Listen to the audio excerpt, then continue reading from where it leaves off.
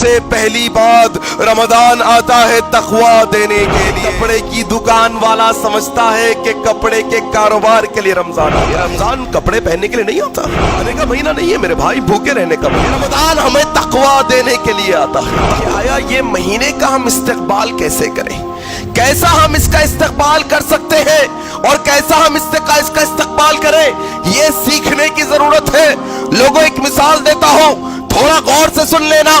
مثال یہ کہ تمہارے اپنے گھر مہمان آنے والا ہوتا ہے، تم اس کا استقبال کرتے ہو۔ مہمان آنے کی کیفیت بھی الگ الگ ہوتی ہے۔ کوئی عام رشتہ دار آ جائے، روزہ مرہ سے ملنے والا، روزانہ ملنے والا، اس کا استقبال تم الگ طرح سے کرتے ہو۔ کوئی اگر دور دراز سے سالوں سالوں کے بعد آنے والا مہمان ہو، اس کا استقبال تم الگ طریقے سے کرتے ہو۔ ایک چھوٹی مثال یہ بھی دے دوں، تمہارے ہمارے گھر میں بہنیں ہوں گی، تمہاری بہن کے رشتے کے لیے سسرال والے آ رہے ہیں رشتہ طے کرنے کے لیے، کیسا استقبال ہوگا ان کا، کیسے جذبے کے ساتھ ان کا استقبال ہوگا۔ تھوڑا ذہنوں میں رکھو، انسان کو مہمان کے آنے کا مقصد پتا ہوگا تو اس انداز میں استقبال ہوگا۔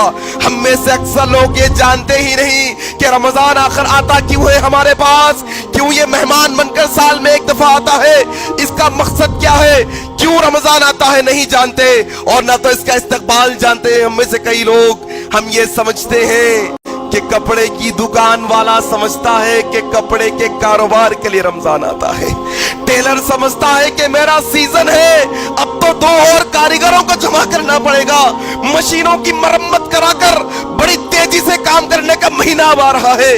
چپل بیچنے والا سمجھتا ہے کہ نیا اسٹاک لاؤں گا، زیادہ کماؤں گا، یہ مہینہ اب آ رہا ہے۔ کوئی ہوٹل والا یہ سمجھتا ہے اب تو حریص کی بھٹی لگانے کا مہینہ آ رہا ہے۔ عورتیں سمجھتی ہیں کہ گھر میں نئے بیڈ شیٹ بچھا دیے جائے، نئے پردے ڈال دیے جائے، گھر کو نیا کلر کروا دیا جائے، اور کچن میں بھر بھر کر کھانے کا سامان لا دیا جائے، یہ اس کا مہینہ ہے۔ فروٹ بیچنے والا یہ سمجھتا ہے سال میں ایک دفعہ بڑے دھڑاکے سے فروٹ بکتا ہے، بہت زیادہ تعداد میں لائیں گے فروٹ، یہ فروٹ بیچنے کا مہینہ ہے۔